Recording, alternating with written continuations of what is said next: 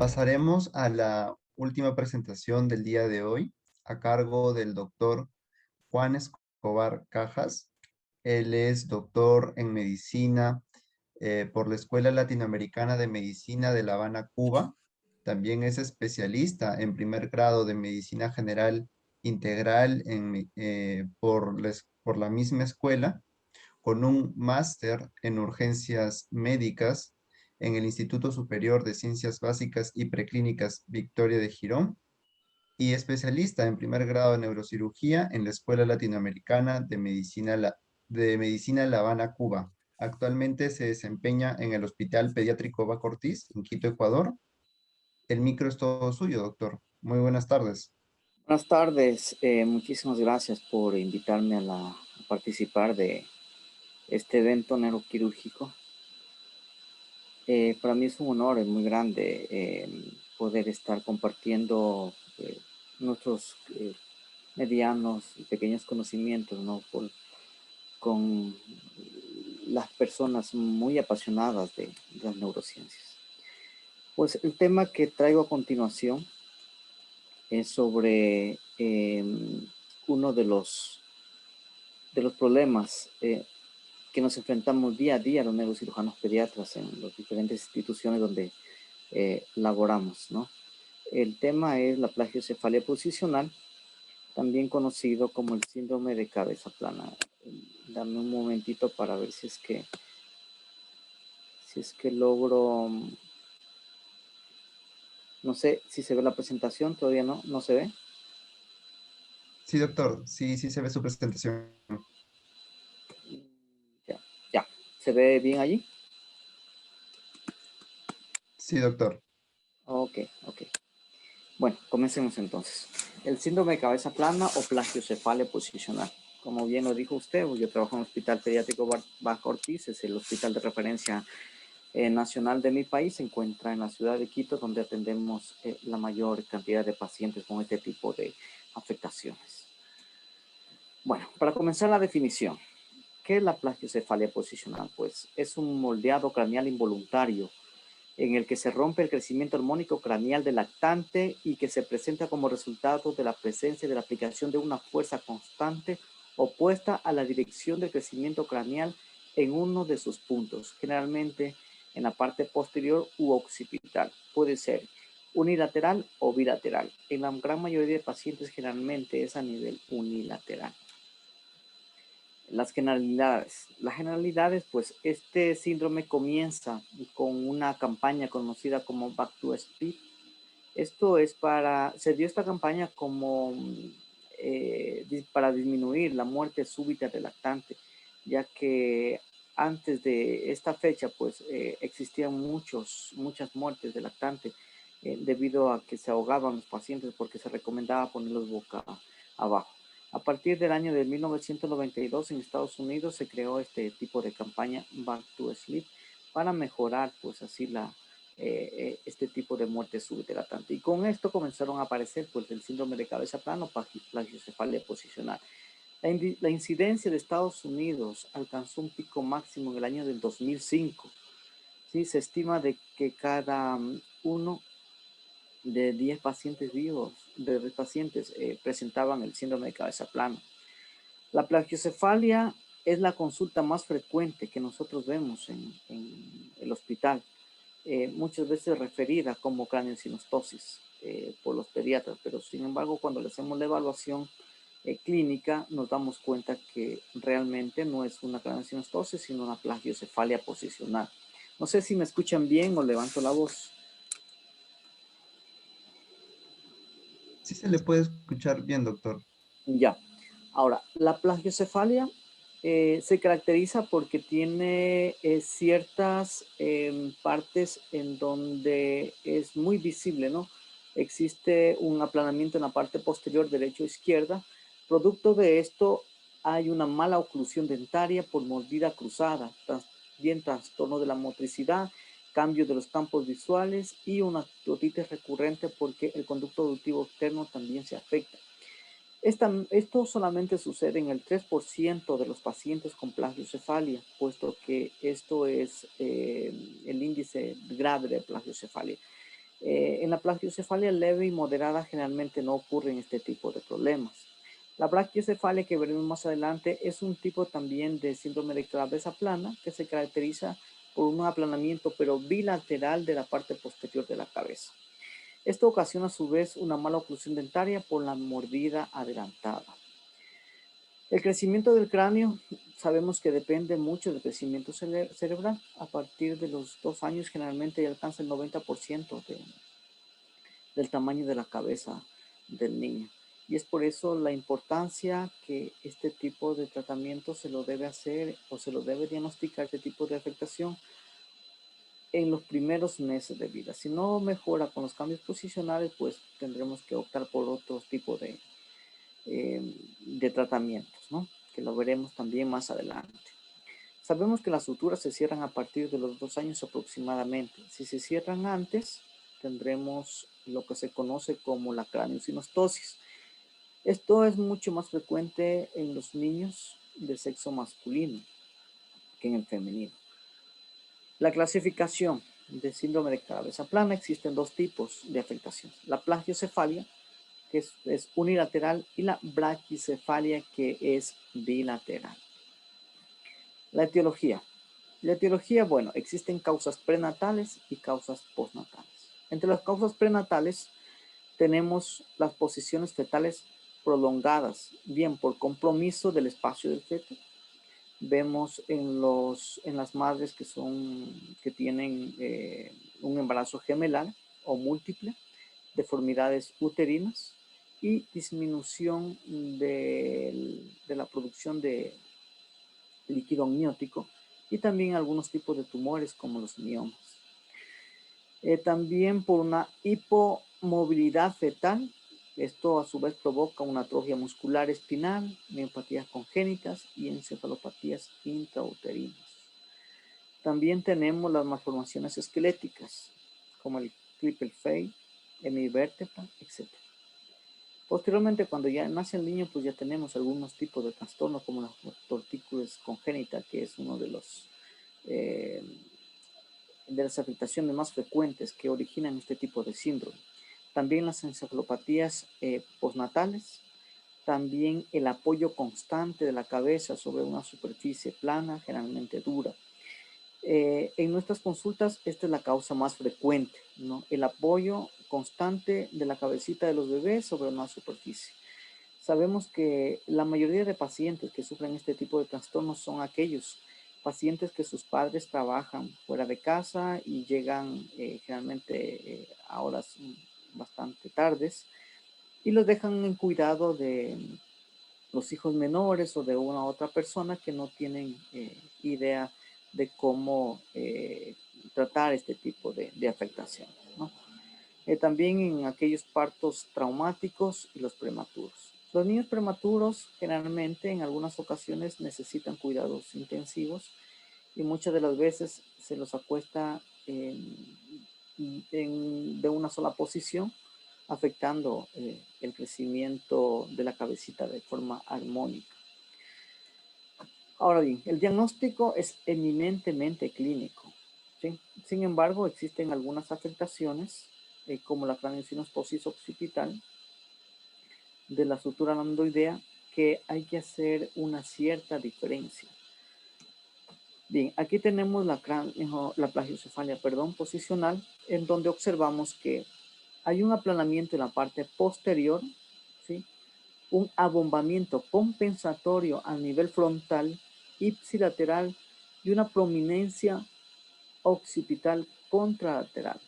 Además, la orejita del bebé vemos que está un poco mucho más adelantada en comparación con la otra, y la parte frontal contralateral vemos que está retraída, ¿sí?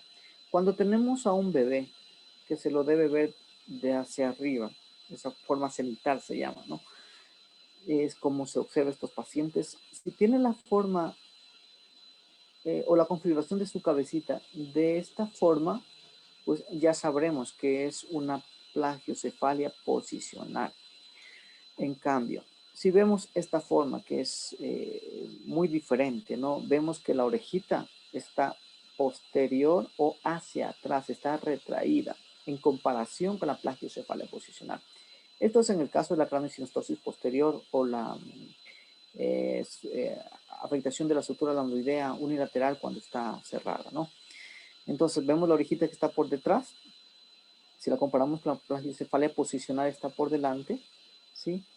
Y la orejita contralateral se va hacia adelante. Hay un aplanamiento, perdón, disculpen. Hay un aplanamiento igual de la parte donde hay la sinostosis, igualito que en la plagiocefalia posicional, pero sin embargo vemos aquí que hay un abombamiento compensatorio. La parte frontal ipsilateral se retrae y la parte contralateral de la frente en cambio se abomba. Si tenemos en cuenta estos parámetros de la configuración de la cabecita de los bebés, es muy fácil diagnosticar si estamos frente a una craneosinostosis o si estamos frente a una plagiocefalia posicional. Pues sabemos que la craneosinostosis, su resolución es quirúrgica. En cambio, en la plagiocefalia posicional, pues tenemos otros tipos de forma de tratarla, ¿no? Bien con cambios posicionales o bien con un casco ortopédico, que lo veremos más adelante.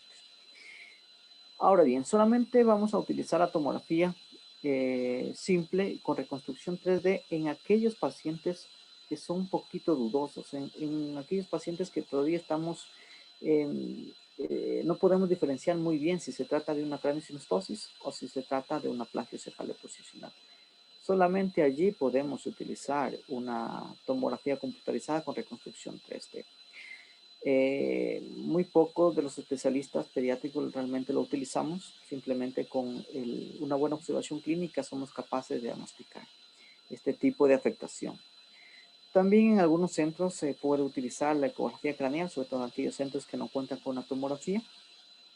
Es mucho menos precisa que la tomografía, pero es mucho más benigna en comparación con las reacciones iónicas que proporciona la tomografía. El rayos X de cráneo simple realmente ya no se lo utiliza, pero pudiera considerarse como uno de los diagnósticos de imagen. Ahora bien, tenemos algunas medidas para saber el grado de afectación de la plagiocefalia. Este índice de asimetría craneal de la bóveda, pues no es tan utilizado, sin embargo quise ponerles aquí para que lo conocieran. ¿Sí? Esta es una de las formas de medir con un craneómetro, que es un pequeño aditamento que nosotros tenemos, en donde medimos, ¿no? Los ángulos diagonal A y B, o sea, derecho e izquierdo, lo multiplicamos por 100 y lo dividimos igual por uno de los dos ángulos, el que esté más largo. A partir de allí sacaremos una cifra que vemos que está en esta parte, ¿no? Pues una cifra, y a partir de esta cifra la clasificaremos dentro de los niveles de plagiocefalia. Va desde el nivel 1 hasta el nivel 5. A partir del nivel 3, pues ya se considera al paciente que es optativo para un tratamiento con órtesis craneal. Este es el que más utilizamos nosotros, o al menos el que yo más utilizo, que es mucho más fácil de realizarlo. Es igual un índice craneal para pacientes con la plagiocefalia posicional, en donde simplemente se mide el ángulo o la diagonal A y B, derecha e izquierda, perdón. Y a partir de allí, pues nosotros sacamos una medida, ¿sí? Tenemos este índice, pues lo clasifica en leve, moderado y grave. El leve generalmente va de 0 hasta 10 milímetros. Moderado, la diferencia oscila entre 10 y 20 centímetros, y el grave, la diferencia es superior a 20 milímetros, perdón, sí estamos hablando de milímetros, disculpen.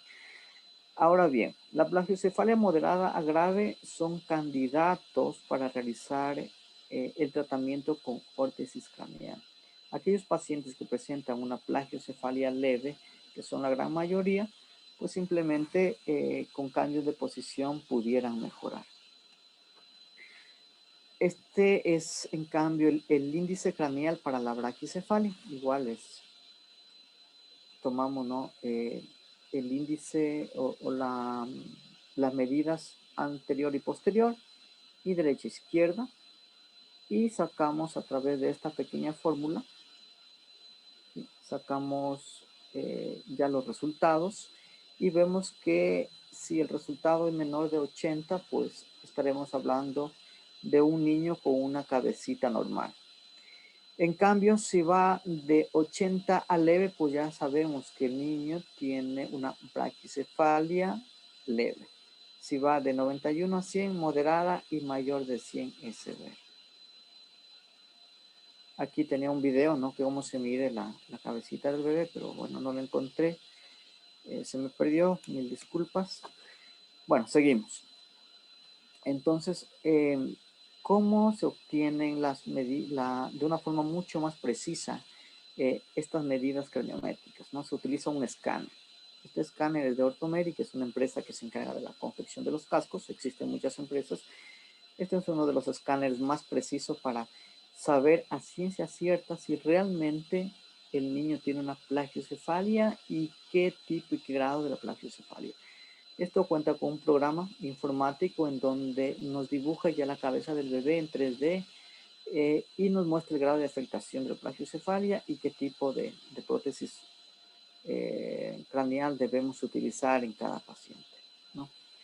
En nuestro centro, lastimosamente, no contamos con este tipo de escáner, pero bueno, en algún momento, pues quizás en otros centros podamos adquirirlo y poder realizar este tipo de tratamientos, ¿no? Ahora bien, en cuanto al tratamiento, existen diferentes pilares. El pilar número 1, que es la prevención progresiva del aplanamiento de la cabeza. Aquí pues simplemente se trata de cambiar de posición a los bebés, ¿no? Cada 15 minutos aproximadamente se dice, o cada vez que la mamá le va a lactar a su bebé, lo debe cambiar de posición, bien derecha o bien izquierda. Sí, estos cambios de posición generalmente durante el sueño, sobre todo los primeros meses de vida, que sabemos que son los niños que mayormente pasan durmiendo. A partir de los 3, 4 meses, pues ya es un poquito más difícil porque los niños ya comienzan a tener autonomía del cuello y es poco probable que se modifique. Pero antes de los 4 meses, pues todavía podemos lograr un excelente remodelado craneal con los cambios de posición. Tiempo boca arriba. Esto se trata de que la mayor parte del tiempo el niño esté boca arriba, ¿sí? Por supuesto vigilado de sus padres, porque en aquellos niños menores de 2 meses, sobre todo cuando no sostienen su cuellito, pueden pues golpearse el mentón o provocarse algún tipo de lesiones. Y por eso es muy importante de que cuando se indique este tipo de tratamiento o cambio posicional, es que los niños se encuentren vigilados todo el tiempo. Este es el tiempo boca arriba, que generalmente es hasta los 2 meses de edad. Posteriormente se puede utilizar algunas almohaditas, ¿sí? En donde el niño pueda pues refianzar más su pectoral. Este va de 3 a 5 meses y a partir de los 6 a 9 meses pues incluso ya se puede realizar otro tipo de maniobras. Las madres o los papás pueden realizar algún tipo de actividad con los niños y así crea más un vínculo, sobre todo psicológico, con sus bebés. Como tercer pilar tenemos la fisioterapia, sobre todo en aquellos pacientes que presentan tortícolis, sobre todo la tortícolis congénita, que es una de las principales causas del síndrome de cabeza plana. Se recomienda 8 sesiones de estiramientos de los músculos cervicales con rotaciones. Los padres deben realizar este tipo de ejercicios al menos 5 veces al día.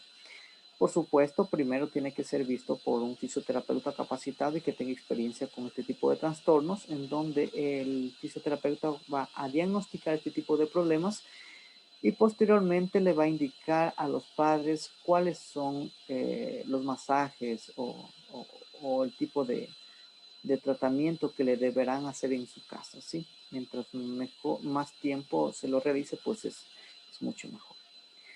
Vemos aquí que el músculo esternocleidomastoideo está un poco más acortado, ¿sí? En comparación con el contralateral, y vemos que hay una prominencia. Y por supuesto, cuando está más acortado, obviamente va a tomar una posición Y por supuesto va el niño a acostarse más de un solo lado y provocar el aplanamiento de esa parte de la cabecita. Bueno, existen algunas almohaditas también que pudieran, realmente esto no es comprobado científicamente, pero en algunos pacientes pudieran, como les dije, mejorar la configuración de la cabeza, ¿sí?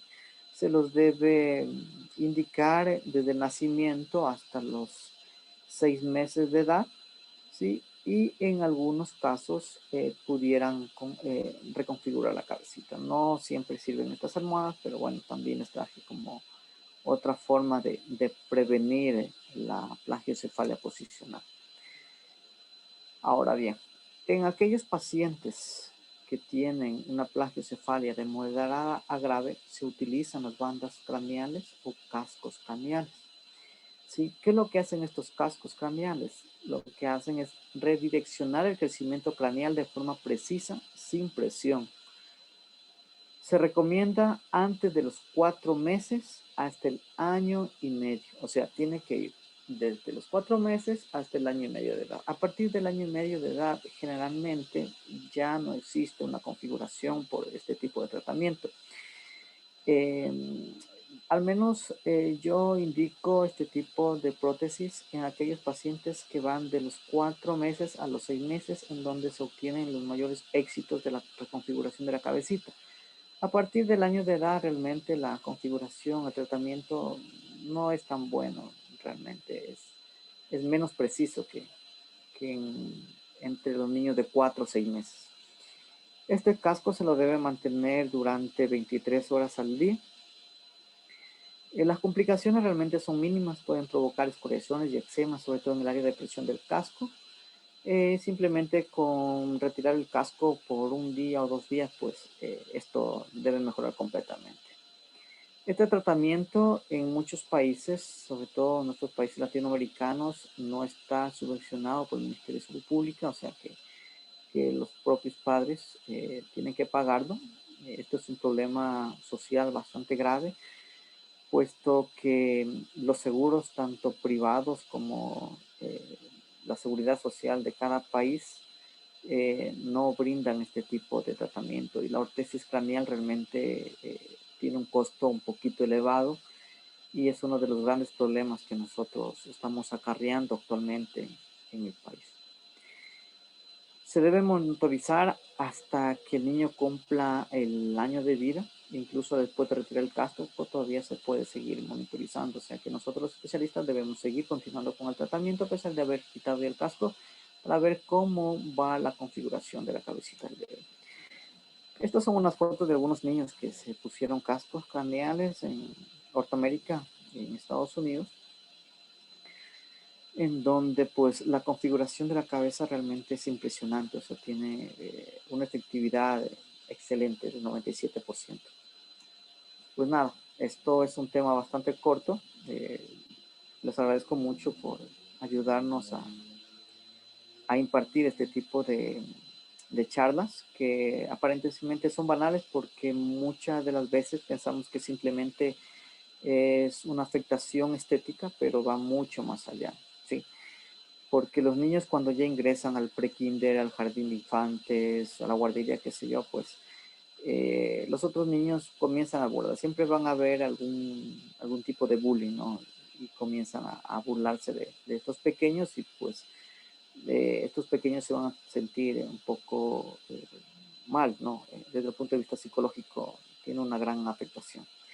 Sí, muchos de los neurocirujanos quizás dicen, no, es un tema estético simplemente, y ya eso con el pelito, con el cabello no se le va a notar, pero sin embargo eh, no es lo mismo, ¿no? Para los padres, sobre todo para nosotros los médicos que tratamos día a día este tipo de pacientes, pues vemos que los padres se preocupan muchísimo, y sobre todo los niños cuando ya tienen 3 4 5 añitos de edad, pues este bullying es exagerado, pues entre los niños mismos se dicen cosas, y posteriormente van a tener un rendimiento escolar bajo, poco pobre autoestima, y realmente es un tema que tenemos que sacarlo mucho más a la luz y discutirlo y darle una solución, sobre todo una solución a nivel ministerial, para que así los diferentes instituciones o casas de salud del Ministerio de Salud Pública puedan ayudarnos a mejorar esta situación.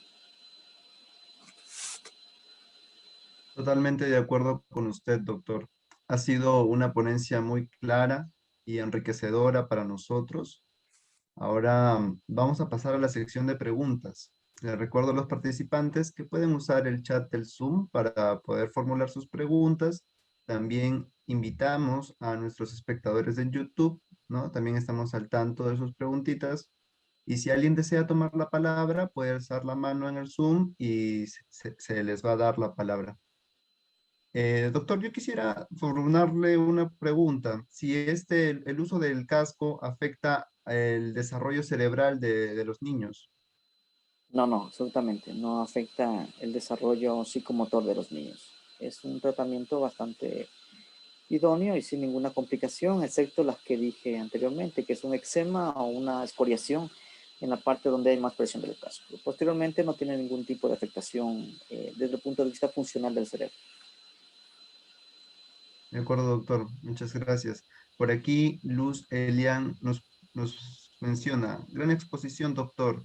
¿Qué sucede si no se corrige la plagiocefalia? Bueno, es solamente el 3% de los pacientes, lo que dicen los textos, ¿no? Y todos los trabajos científicos tienen una afectación grave. En este tipo de pacientes incluso se ha visto que hay un retraso del desarrollo, sobre todo del desarrollo de las esferas cognitivas, ¿no? Del aprendizaje, conducta, hiperactividad en los niños, trastornos de la motricidad leves, pero lo hay, y trastornos del lenguaje, como disáctria, por ejemplo, ¿sí? Pero solamente en el 3% de los casos. La gran mayoría de pacientes generalmente son pacientes que son normales, que llevan una vida completamente normal desde el punto de vista funcional neurológico, pero la mayor afectación de estos niños es en su parte, en su esfera emocional. Le damos la palabra a Vladimir Puya. Adelante. ¿Cómo les va? Primero un gran saludo para todos los que están y sobre todo, bueno, ahora para mi gran amigo el doctor Escobar desde Ecuador. Bueno, la verdad que he estado a punto de tocar el tema en cada una de las exposiciones que todas han estado perfectas, súper buenas. Soy neurocirujano infantil, así que todos los temas de hoy me han apasionado. Sin embargo, bueno, creo que nosotros acá en Argentina, yo estoy al frente de una clínica de asimetrías craneanas con respecto al tema que está tratando John, así que debemos tener más o menos ahora recogido al promedio unos 400 casos más o menos desde que arrancamos hace unos añitos atrás en el tratamiento de la asimetría craneana. Con tratamientos de diferentes formas, que va desde el cambio postural hasta el uso de la órtesis craneana. Yo me formé también en un hospital público, así es que eh, no, aunque a lo mejor el ministerio podría estar viendo, la verdad que nos iban a terminar echando si indicábamos una órtesis craneana en los hospitales públicos. Por suerte, las obras sociales, los seguros privados, de una u otra forma, a última hora terminan aceptando y cubriendo los gastos de las órtesis craneanas. Eh, Así que bueno, tenemos un gran número del uso de la corrección. Yo la verdad es que es uno de los temas que casi siempre suelo hablar, dependiendo del tipo de público que haya, sobre todo bueno, para médicos generales, para, para los pediatras, que creo que son el primer filtro de esta patología, los primeros que lo ven, la simetría craneana cuando les llega, y bueno, el hecho de que aprendan a descartar que no se trata de un cierre prematuro de la sutura, sino tan solo una asimetría por una posición viciosa del nene. Eh, bueno, y aclarar esto, que generalmente no tiene resolución quirúrgica, sin embargo hay en ciertos lugares que todavía tienden a resolverlo de forma quirúrgica. Eh, una de las cosas que yo siempre les aclaro también siempre a los médicos, a los médicos generales, a los pediatras, bueno, y a los padres mismos, ¿no? Que entre estos pacientes el doctor Escobar con respecto a la pequeña cantidad del 3% que suelen estar asociados a algún tipo de déficit en el desarrollo. Siempre trato de buscar primero esta parte, ¿no? A mí me parece sin duda que la plagiocefalia como ente no produce ninguna alteración sobre la función cerebral y el desarrollo de un niño. Pero los chicos que tienen algún tipo de trastornos del desarrollo son los candidatos más fuertes a que desarrollen algún grado de asimetrías craneanas. Y entonces es ahí donde cae en realidad la verdadera importancia del diagnóstico adecuado de este tipo de pacientes. O sea, más allá de la patología, de la asimetría craneana, de todo lo que pueda referir el chico, el punto es que el médico que se da cuenta cuando la madre está consultando, que le preste la atención que corresponde y no digamos el siempre, no, no pasa nada, esto se le va a ir con el tiempo, es puramente estético. Bueno, lo primero que hay que hacer en realidad es descartar que además atrás de esa asimetría craneana no haya un chico hipotónico con alguna alteración del desarrollo neurológico que le esté conllevando a esto. Aunque sea ese pequeño número del 3%, bueno, no lo dejemos escapar. ¿Sí?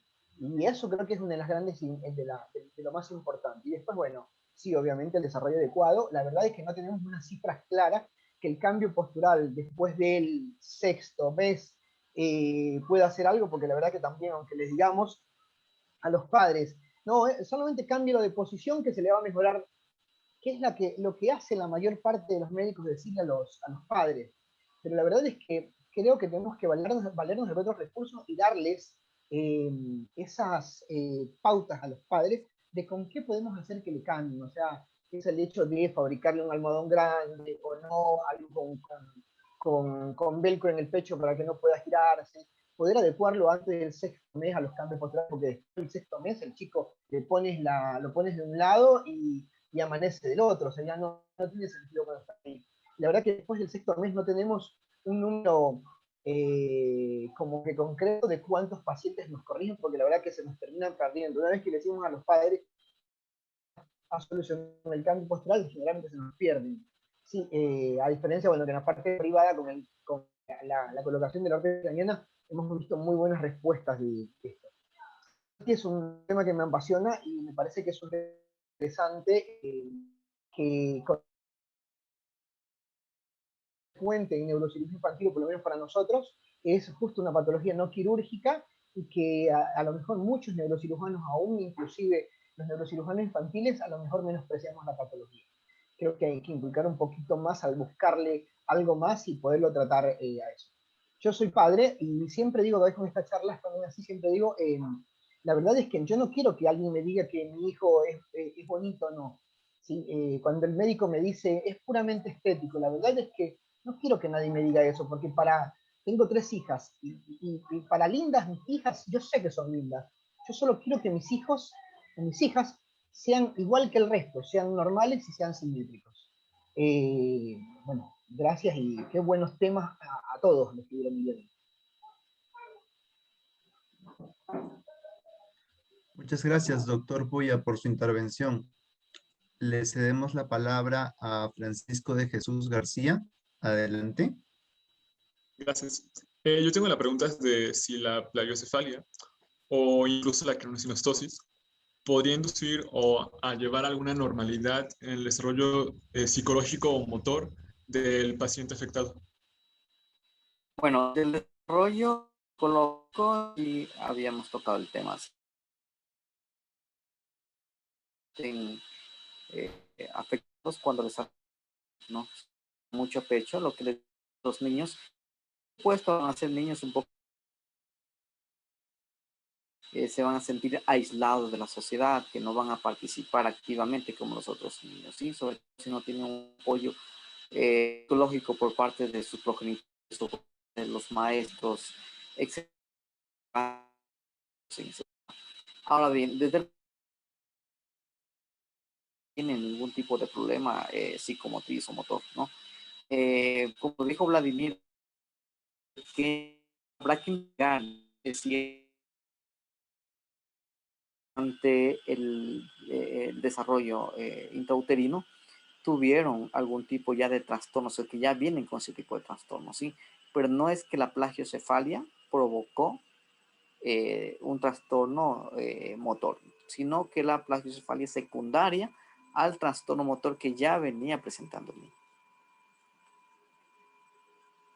Entonces, podríamos decir que por sí misma la plagiocefalia no provoca problemas neurológicos. Exactamente, no provoca problemas neurológicos. En algunos textos, sobre todo en algunos informes científicos que he leído, he analizado, sobre todo cuando me inscribí mucho en este tema, pues concuerdan que solamente el 3% de estos pacientes, que son aquellos que presentan plagiocefalia posicional grave, pudieran provocar un tipo de trastorno motor. Pero generalmente nosotros, al menos en la práctica cotidiana, nunca lo hemos visto. Muchas gracias. Esas serían todas las preguntas, doctor Escobar.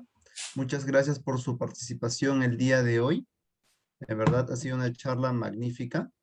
Vamos a darle pase a Uriel Tagle para cerrar la sesión del día.